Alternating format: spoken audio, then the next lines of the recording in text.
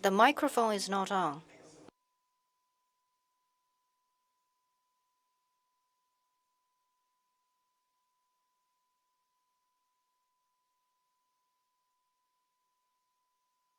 Distinguished delegates and invited guests, I'm delighted to report on the 6th BRICS Business Council annual meeting, which was held in Durban, South Africa, on the 22nd and 23rd of July 2018. The meeting was attended by over 400 representatives from the business communities of Brazil, Russia, India, China, and South Africa, as well as representatives from strategic partners such as the New Development Bank. As the principal meeting of the business community within BRICS, the holding of an annual meeting is one of the key annual deliverables of the BRICS Business Council. Another key deliverable is the production of the annual report, which captures the achievements, ongoing work, and recommendations of the Council to the heads of states of the 5 BRICS countries. During its deliberations at our annual meeting, the BRICS Business Council recognized the achievements and progress the Council had made over the past year and analyzed the opportunities and challenges facing the emerging economies. The 5 BRICS countries reinforced their ongoing commitment and agreed on the importance of ensuring greater economic, trade, and investment ties amongst the BRICS countries. It is important to note that what underpins this cooperation is the commitment to serve our countries in the interest of creating a better life for all. This was placed front and center in the remarks made by the 2 presidents who addressed the BRICS Business Forum yesterday, President Ramaphosa and President Xi Jinping. We are here to serve first and foremost and to create through our collaboration within the BRICS framework a more inclusive, multipolar world order. The 3 major focus areas identified during South Africa's BRICS Business Council rotating chairmanship were, firstly, youth fostering entrepreneurship. Secondly, the digital economy, skills development for the 4th industrial revolution. Thirdly, agriculture and food security. These core themes were advanced in the annual meeting through the continued deliberation on the establishment of a BRICS seed bank, as well as a presentation on youth entrepreneurship. The theme of the digital economy, skills development for the 4th industrial revolution, was underscored through the Skills Development Working Group launching its Future Skills Challenge on July the 23rd in Durban on the eve of the annual meeting.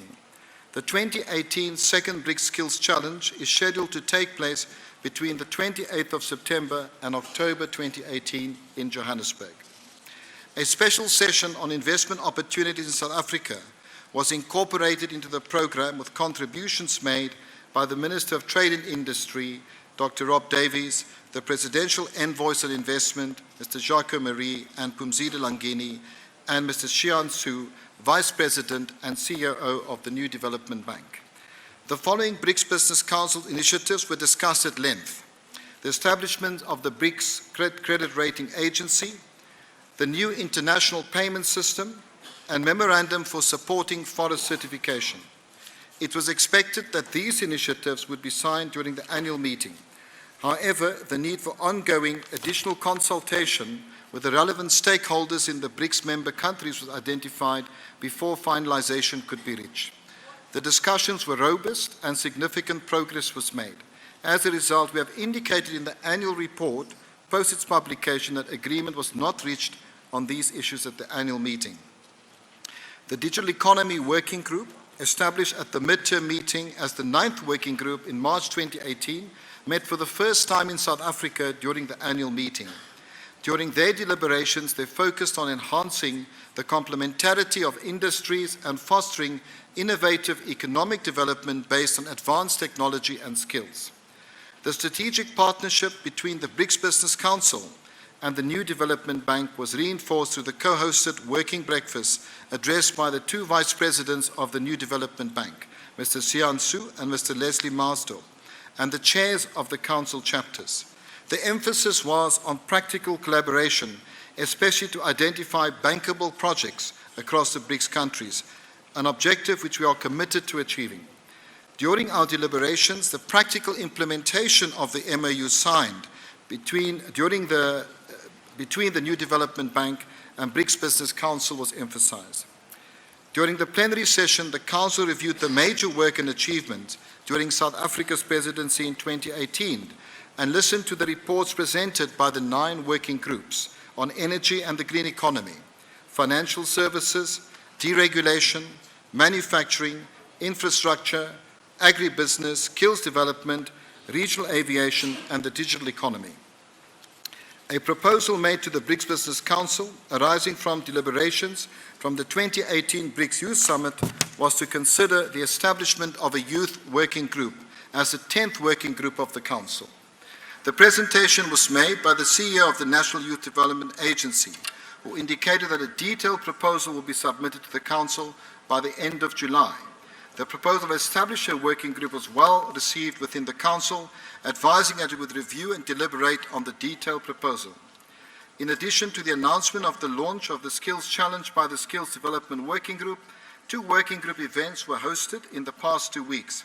The Infrastructure Working Group launched the BRIC Africa Infrastructure Portal with a view to listing projects within the BRICS Plus countries, which would be attractive to investors. The Energy and Green Economy Working Group held an energy dialogue, and the recommendations around the establishment of a BRICS Energy Center and proposed energy fund are included in the annual report. The significance of the establishment of the BRICS Women's Alliance is well known. This proposal was first made during the 2017 5th BRICS Council meeting in Shanghai and at our midterm meeting in March. The Council view was supportive of its formation. We are hopeful that this will be resolved during South Africa's presidency of BRICS, with alignment between the Council and the respective authorities. Since its inception at the 5th BRICS Summit held in Durban, South Africa in March 2013, the BRICS Business Council has been instrumental in fostering the BRICS spirit of mutual respect and understanding, equality, solidarity, and cooperation, which are an inexhaustible source of strength in forging a more inclusive world economy. This annual meeting reinforced our commitment, and we have emerged re-energized to continue in this trajectory. Your Excellencies, on behalf of the co-chairs of the BRICS Business Council, I wish to thank you for providing us with the privilege of serving the BRICS Business Council and our countries, and to foster business and people's development. It now gives me great pleasure, Your Excellencies, to call upon the chairs of the BRICS Business Council to sign the annual report and then to hand over the finalized annual report to yourselves. We'll do so now.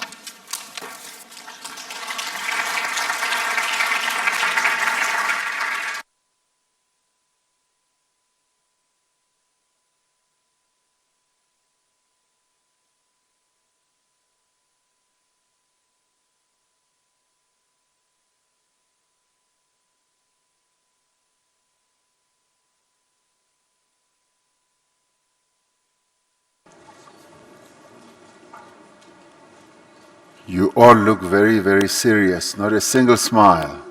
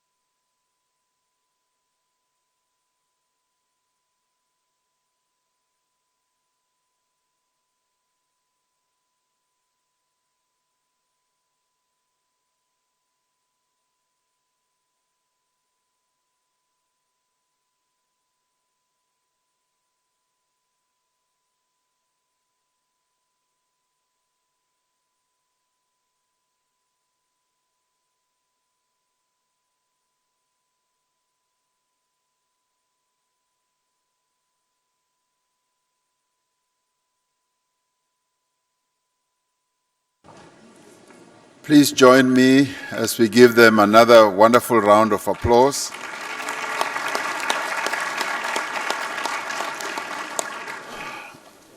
We wish to express our gratitude to the members of the BRICS Business Council for the really great and outstanding work that you've done by putting into the whole process of promoting partnerships and developing networks across the business communities of our respective countries.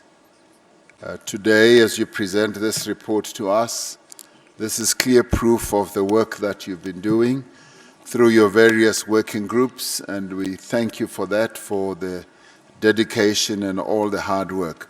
Thank you very much once again.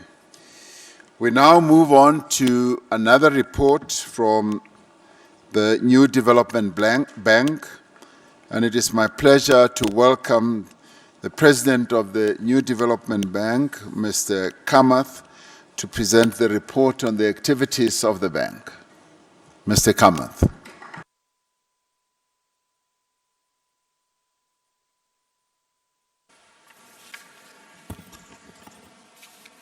Your Excellency, President Cyril Ramaphosa, Your Excellency, President Michel Temer, Your Excellency, President Vladimir Putin, Your Excellency, Prime Minister Narendra Modi, Your Excellency, President Xi Jinping, Excellencies and distinguished guests. I'm honored to report to you on the progress made by the New Development Bank since it began operations 3 years ago. The bank is now fully operational and is in a rapid though prudent growth phase, building on the strong foundation that has already been laid. Thus far, the NDBA has approved 23 projects for about $5.7 billion to our member countries. These projects now go beyond the core renewable energy sectors that we earlier focused on into areas such as rural roads, ecosystem restoration, water supply, particularly in rural areas, irrigation system restructuring, and energy conservation, reflecting our ability to appraise increasingly complex projects as we continue to move up the learning curve. Almost all of our lending supports sustainable infrastructure and development. By the end of this year, we expect the total approvals to reach US $7.5 billion. In 2019, we are targeting incremental approvals of about US $7.7 to 8 billion. I know that it is an ambitious target, but we will strive to achieve this target. We have begun our non-sovereign operations with loans approved in Brazil, South Africa, and in Russia. NDB has thus far received US $4.1 billion in capital, including advance payments of the fourth installment by China and Russia. We thank these countries for the same. We expect to receive the balance US $900 million for the fourth installment by January 2019 on schedule. Consistent on-time receipt of capital is a strong vote of confidence in the institution and is being positively recognized by the capital markets. The bank's Africa Regional Center in Johannesburg that was opened last year is now fully operational. The ARC, as they call it, is the face of the bank for the African continent and will progressively support a growing range of our work in a very short In a very short period, the ARC has been instrumental in giving us an insight into how the bank could be most effective in South Africa and has enabled us to scale up our lending in the country. We will build on this in the coming year. We will take the lessons learned from the ARC to the Americas Regional Center in Sao Paulo that we expect to open later this year. Next year, we hope to receive board approval for our regional center in Moscow, and I hope that by this time next year, that center would also be operational. NDB continues to enter into and build on formal cooperation agreements with many global, regional, and national institutions. These partnerships are enhancing opportunities for the bank's learning. We will leverage them to promote South-South cooperation. Since the beginning, getting the right staff in place has been a priority for us. Our recruitment strategy is based on the principles of meritocracy and gender neutrality and takes into consideration the landscape that we operate in. Our current staff strength is about 115 professionals, and we propose to have about 210 staff by the end of this year.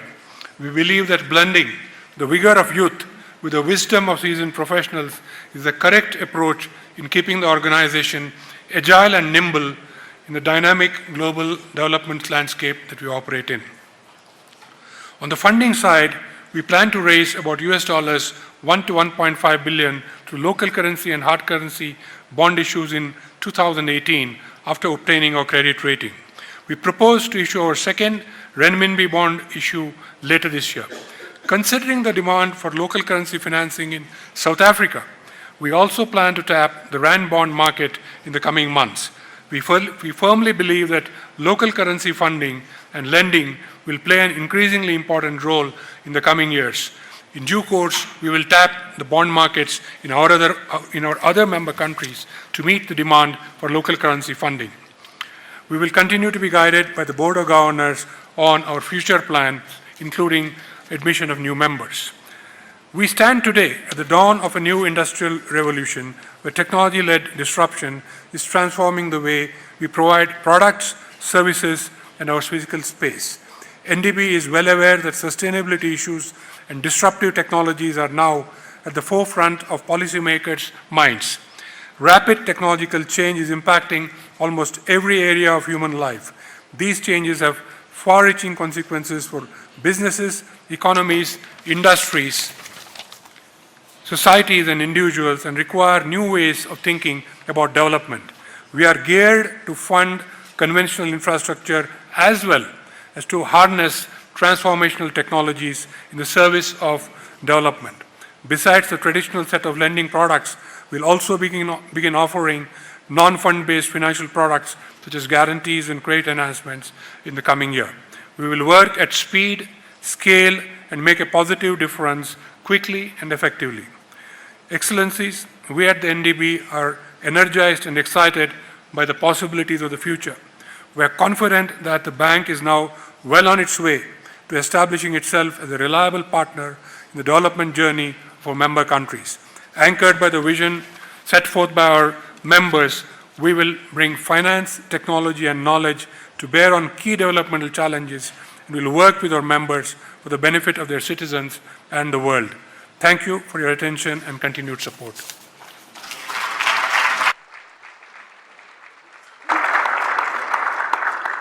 Thank you. Thank you very much, Mr. Kamath.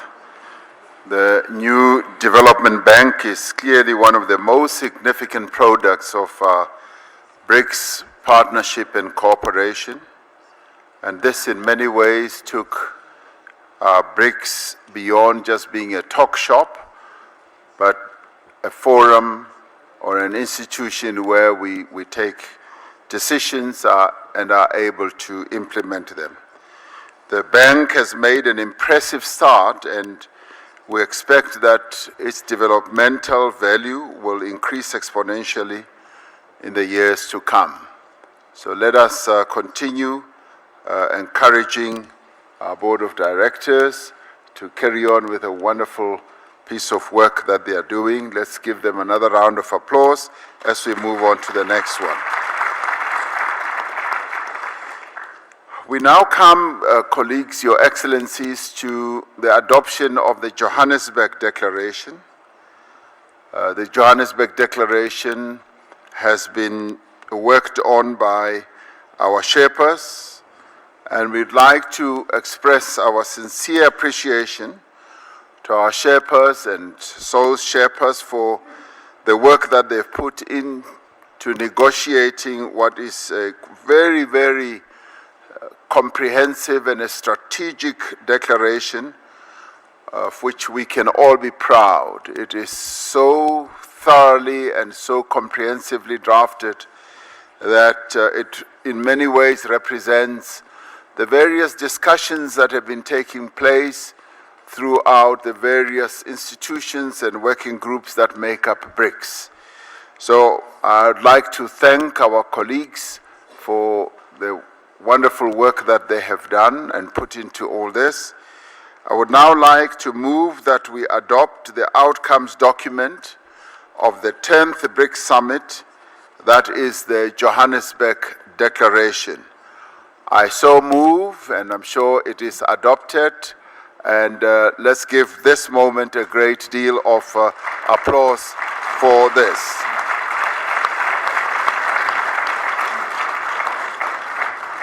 There are some memoranda of understanding that have to be signed. I'd now like to ask the colleagues who are in charge of this segment to come forward and present those that have to be signed and by the relevant people. Thank you.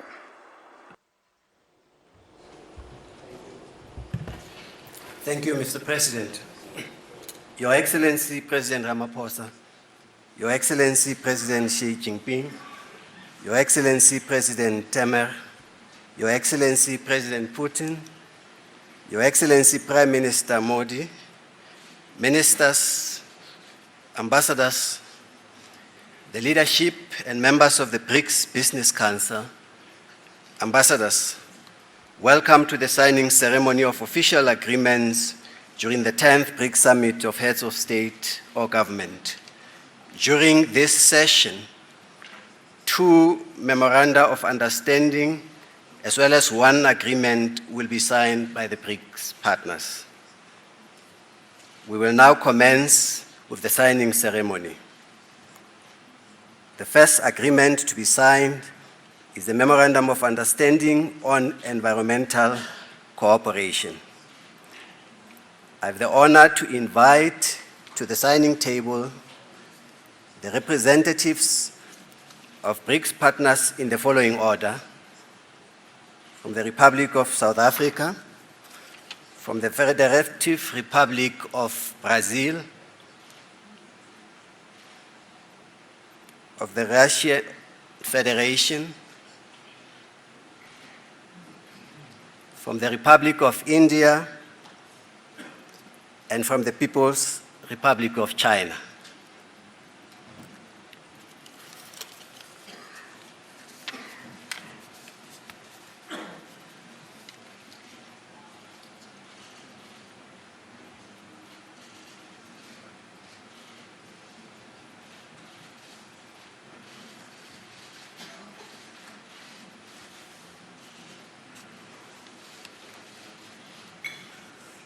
The agreements will only be signed once.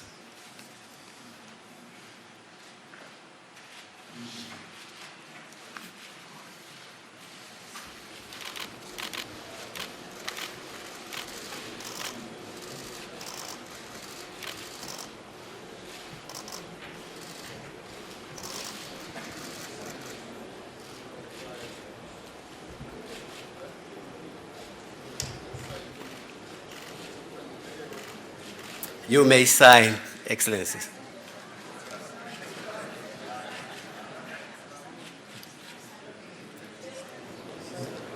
Yes. Okay. Thank you so much. Thank you so much. Thank you so much.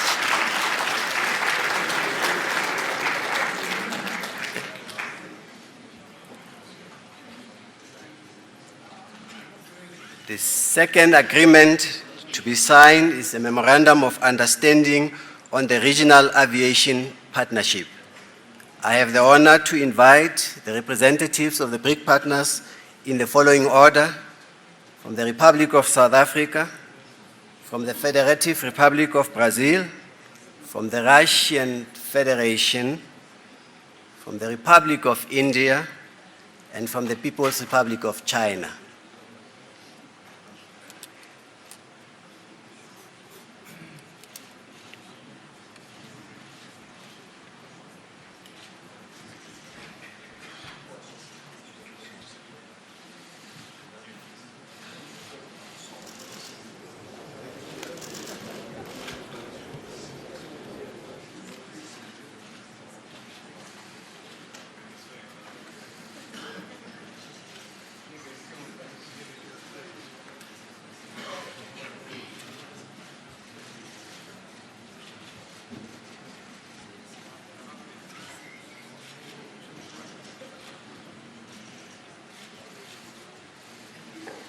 Thank you so much. A big round of applause. The last agreement to be signed is an agreement between the Federative Republic of Brazil and the New Development Bank on costing on the hosting of the New Development Bank of America's regional office in the Federative Republic of Brazil.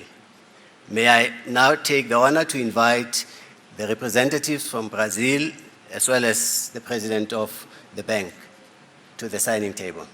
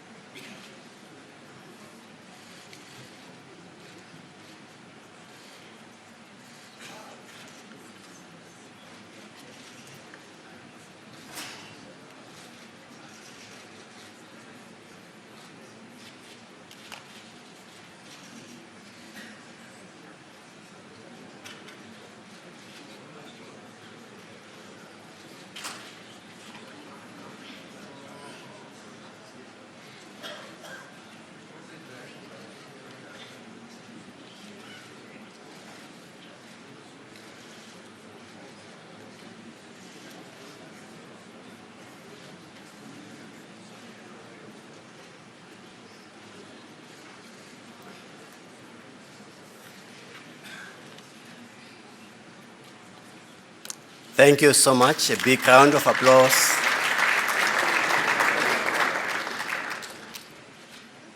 Mr. President, Excellencies, this now concludes the signing ceremony. I thank you.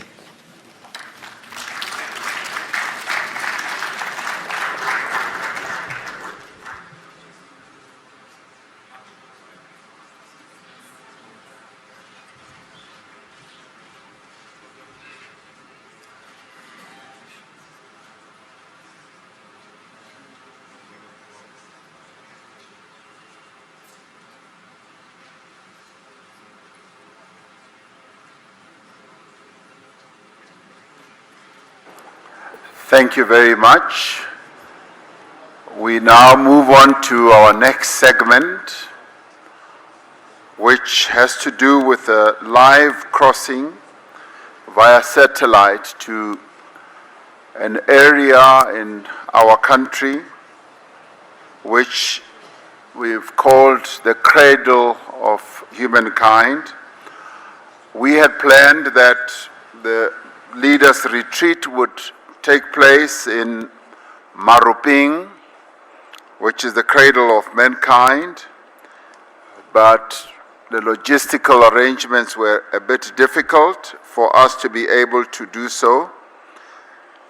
And in celebration of our milestone anniversary, we thought that this would be an appropriate place for all of us to go and see the origins of humankind. This area is one of the 8 World Heritage Sites in South Africa, and it is widely recognized as the place from where all humankind originated.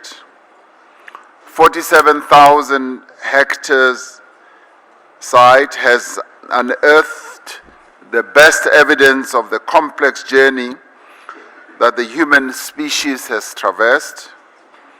It is a place of pilgrimage for all humankind and a place of ongoing scientific discovery into our origins. It is also a place of contemplation, a place that allows us to reflect on who we are as human beings, where we have come from, and in a number of ways, it's also a place which could also reveal secrets of where we are going to as human beings. The World Heritage Site status that the area now enjoys and shows that what is deep within its core will be forever protected, and that the generations that follow will continue to benefit from ongoing exploration as scientists from all over the world continue to visit the site. Over 189 million rand has been invested in roads and bulk infrastructure to develop the site and leverage private sector investment into tourism development in the area. Excellencies, although circumstances may have prevented us from visiting this site, I am nevertheless deeply proud and honored to share this experience with you, albeit remotely, via a live satellite video link, as a reminder of our shared origins and our common future. I thank you, and I'm sure they are now going to link us up via satellite to be able to see what is happening in Maruping, as we can now see on the television screens.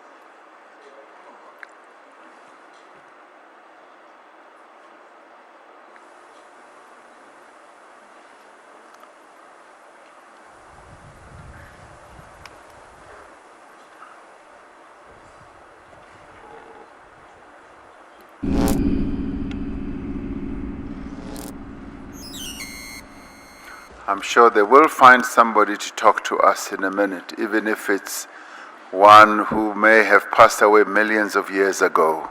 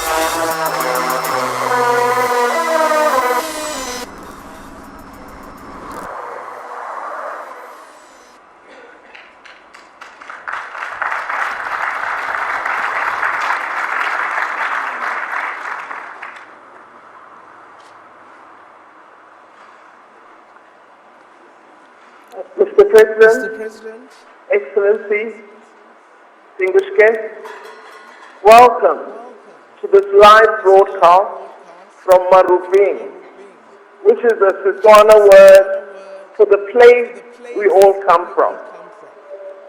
I'm accompanied by Gauteng member of the Executive Council, Mr. Panyaza Lutufi, and the Acting Vice Chancellor of the University of Witwatersrand, Professor Coupe. There is a famous quotation of Professor Emeritus Philip Tobias, one of the world's preeminent paleoanthropologists, where he says, people often ask, in a rather sneering kind of way, what has Africa given the world? Africa gave the world humanity, and Africa gave the world its first human culture, and that is no small thing. We will be viewing for the first time ever three almost complete hominid specimens, especially assembled on the occasion of the BRICS summit.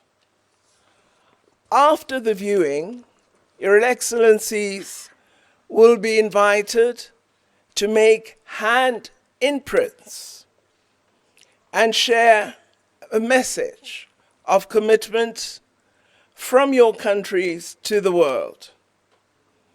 The handprints of your Excellencies will be displayed alongside the handprints of President Mandela, which were cast in 2009 and are mounted here. Your Excellencies, our countries all have sites that connect our ancient history. 12 years prior to the listing of this site, important Peking Man site was listed, and it is located in the People's Republic of China. Earlier this year, research was published of the discovery of stone tools dating back over 385,000 years ago, and these were discovered in India. In Russia, the Denisova hominin discovery is of immense paleontological importance.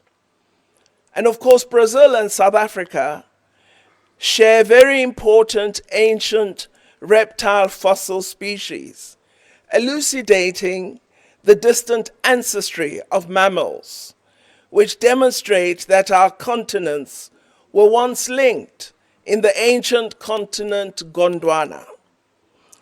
We are accompanied by Professor Bruce Ribbage, the director of the Center of Excellence in Paleosciences at the University of the Witwatersrand.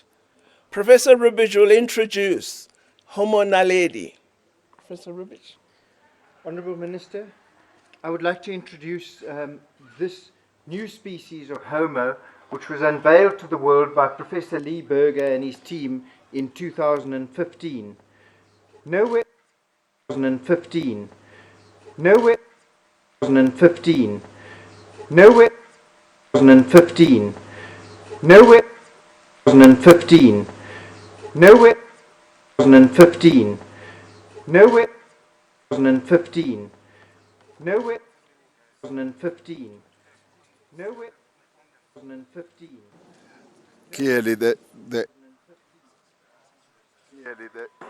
There's clearly something wrong with the satellite link. If they don't get it corrected within the next 30 seconds, we'll now move to the next segment. Let's wait and see if they can.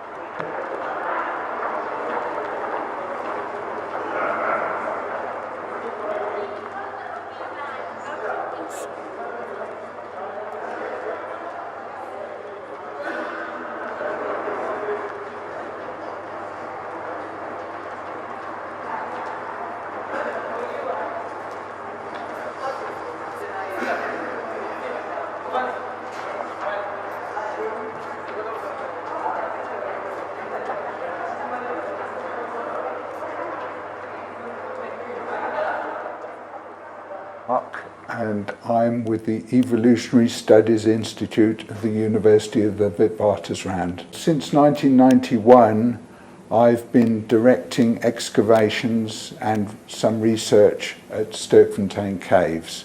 Most of my time has been taken up with a very important discovery, that of a complete skeleton of an Australopithecus that is well known as Littlefoot. It is the only complete or virtually complete Australopithecus skeleton from anywhere, and furthermore it is the oldest Australopithecus in southern Africa, and it has been dated to 3.67 million years ago.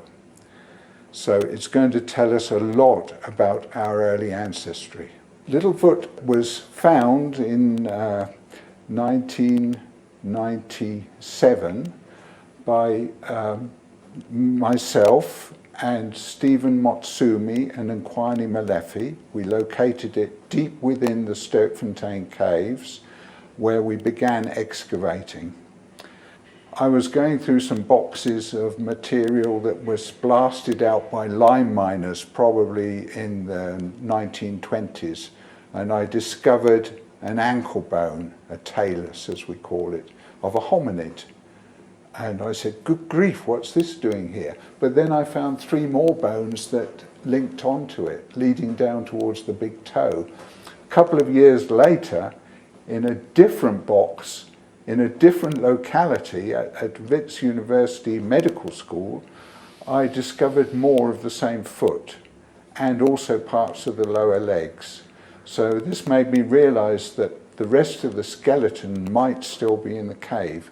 So I gave a cast of the lower tibia or shin bone to my 2 assistants, Stephen Motsumi and Nkwani Malefi, and asked them to go down in the cave with torches and see if they could find anywhere that piece would fit on. Well, after 1.5 days of searching in the dark with their handheld lamps, surprisingly, they found it. The bones, when we first found them, we were expecting to find everything just lying there, all connected. It didn't work that way. We found not only that the bones were extremely soft, powdery and flaky, but they were embedded in a natural concrete that we call breccia, extremely hard. Not only that, but after we'd uncovered some of the lower legs, we found no more. We kept on chiseling and chiseling away at the very big blocks of dolomite and chert that were covering the bones, looking for more of it. Upslope, we worked away upslope, didn't find any more until I concluded that the rest of it must have fallen through to a lower level millions of years ago and then been sealed in by a very thick flowstone. So we chiseled through that flowstone, and then we found more of the skeleton. By that stage, we were using very fine tools, something we call an air scribe, which is a little pneumatically driven needle. So we were working away a grain at a time, grains of rock at a time, wearing magnifying lenses and searching for more of this skeleton. We worked on it right up until 2012, excavating there in the caves and exposing all of the bones, and then we lifted it to the surface, and since 2012 we've been busy with the preparation of the bones in the laboratory, cleaning out all the fragments and reconstructing them.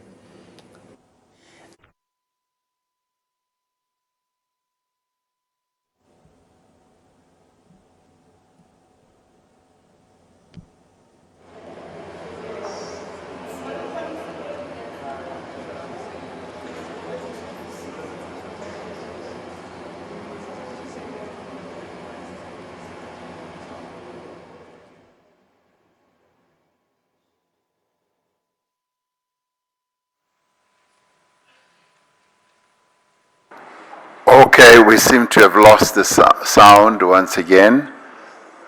But I take it that we have seen enough to be able to fuel our imagination and to see where we come from. And maybe each one of us recognize the little bone in our bodies as represented there millions of years ago. If you're not so sure, you can look again when you get home tonight and to look at your toe and see whether it looks like exactly what we saw there. I think we now move on to the next stage. They wanted the leaders to put their hands on those panels so as to represent our own commitment with all this.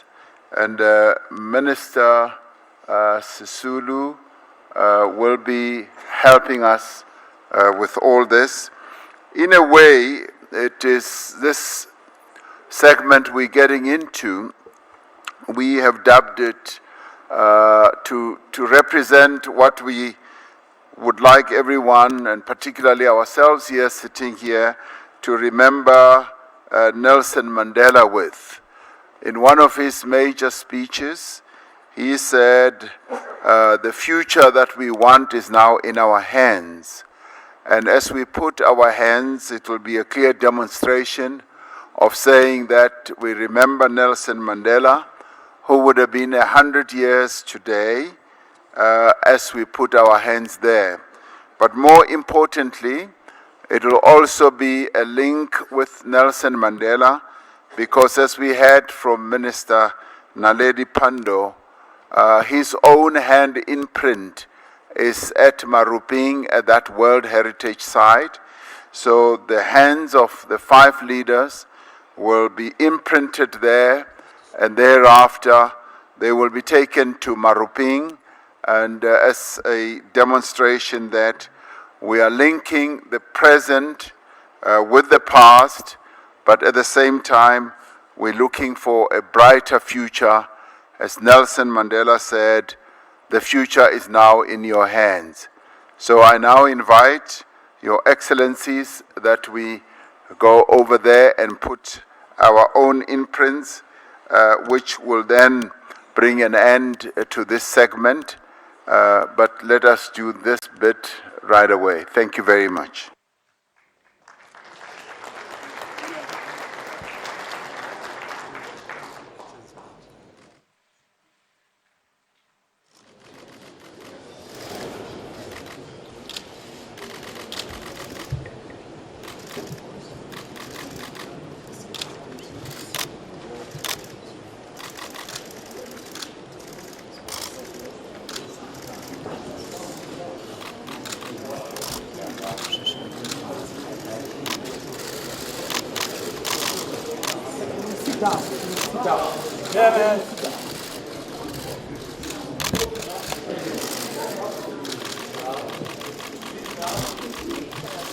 Sit down, please.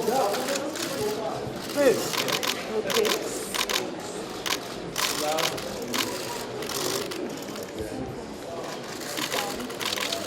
Sit down, sir. Sit down.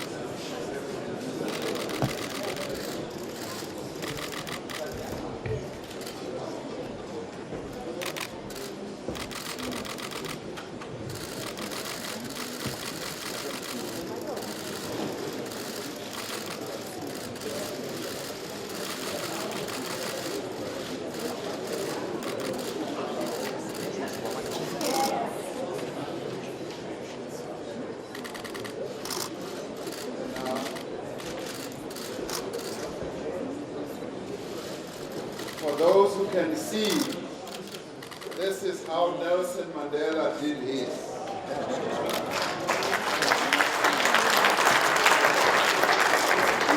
And this is how most of us did ours.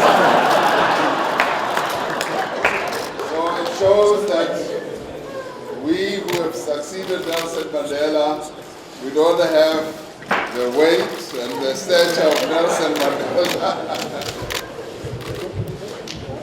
This, colleagues, then brings an end to this. I would like to thank you for being part of this segment where we received the reports and where we also linked up with our past in Marubeni and how you witnessed the imprints that we just did. I would like to thank you for your participation in this part, and thank you very much. Thank you very much.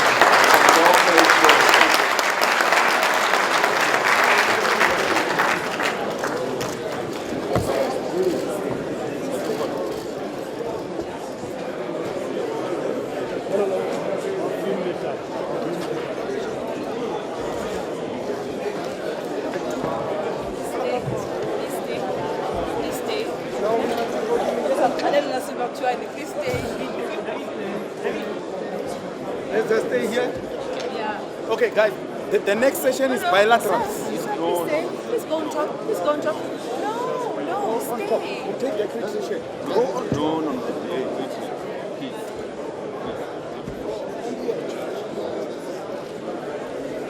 I want to have a shot with the president straight to the bilateral. Yes, you can. You're sure? Where do we say goodbye to all the parties?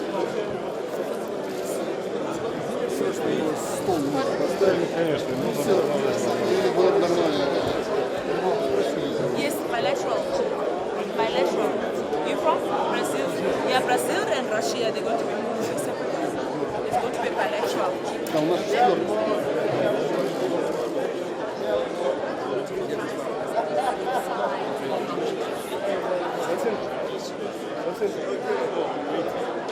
I don't know what I'm going to say. I'm not asking. Russia, media, that's for the bilateral. So, Russia for the bilateral. We are done. Done for the day. Back to -2. I'll take you to -2.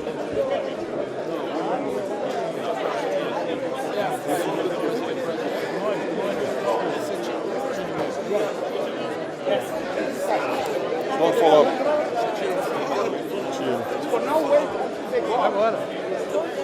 Hã? Agora? Dá.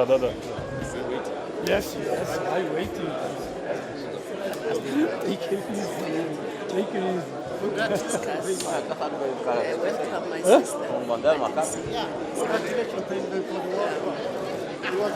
As the chair of the executive, you are very welcome, colleagues. So I really don't want to take too much of time. You are welcome to do so. And you are welcome to then use this time to just plan what you approach this meeting. Thank you very much. Even though people were standing up, but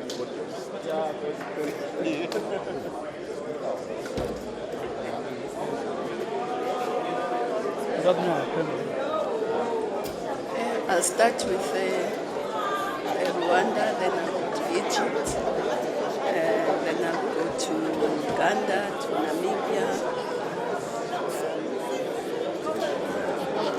and right now. Thank you.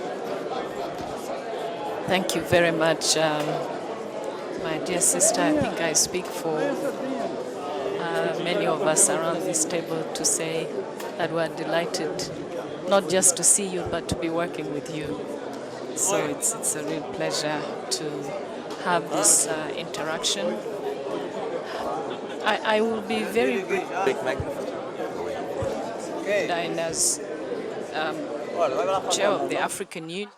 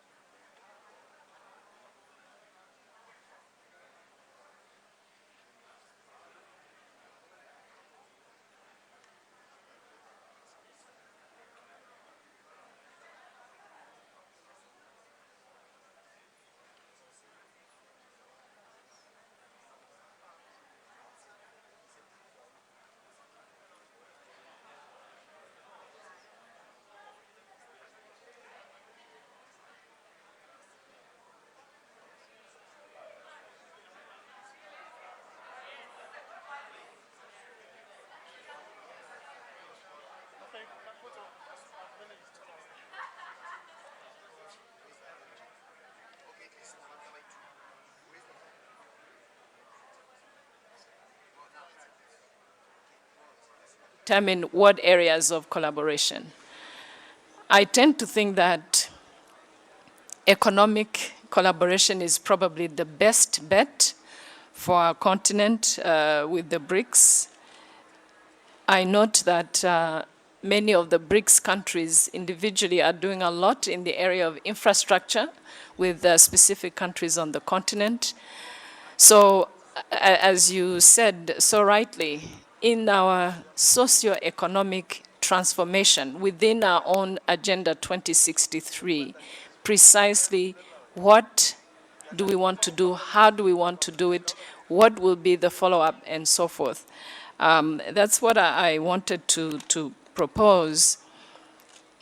Tomorrow, when the heads of state interact with the BRICS, it would probably, I mean, I walked in when you were talking about the bank, and the bank is probably the highlight of areas of collaboration that is set up, that is working, that is going to be present on the continent.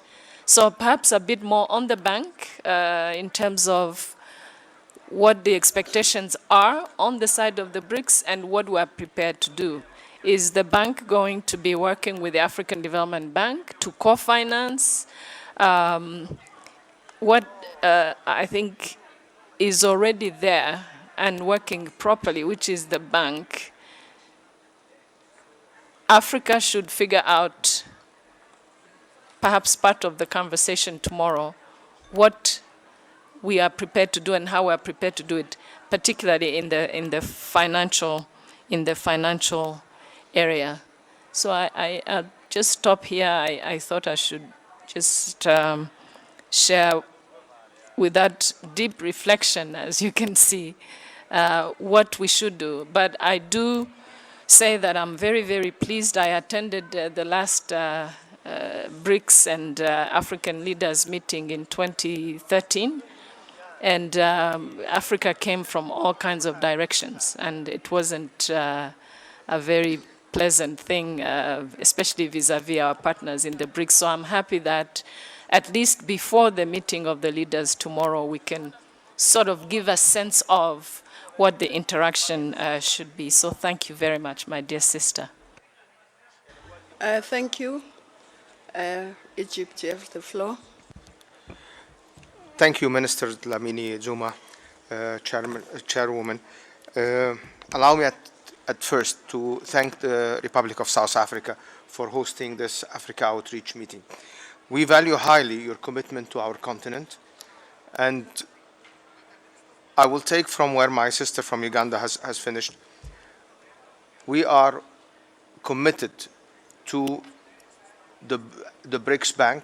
Egypt is willing to come along. We are going to assist, help, because we think this is a good start to be able to support the African nations in their build for their infrastructure projects. Added to this, I would like to say our commitment of Egypt as the upcoming AU presidency to maintain and guarantee the entry into force of the African Union Continental Free Trade Area. We are going to work hard to make it a viable and a real fact in order to be able to fulfill our priority goals of 2063, the African Union agenda. We are at the same time praising the possibility of all possible interaction among the nations and the BRICS. We think that together we can build a much important partnership in all, not only infrastructure, but in sustainable development goals. Our priorities will come to create jobs for the African continent in our upcoming presidency.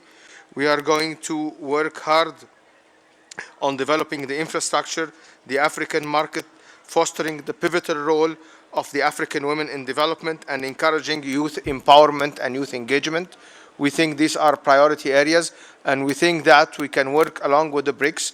I can quote the President of China yesterday in pushing forward for a South-South cooperation. We think it's an excellent model because we know each other's problem and we know that we can depend on each other in the know-how.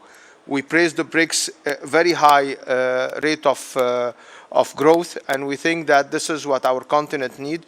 We can copy this example when we are offering our capacity in triangular cooperation between our nations. Having said so, we are ready to assign to your agenda for an upcoming BRICS Africa outreach work together, and you can count on us not only in our presence as a G77 and China presidency, which englobes everybody, including the BRICS countries, but also as the upcoming country that will take the flag from Uganda to continue the Africa BRICS support. Thank you very much, Mrs. Chairman. I think Uganda was next.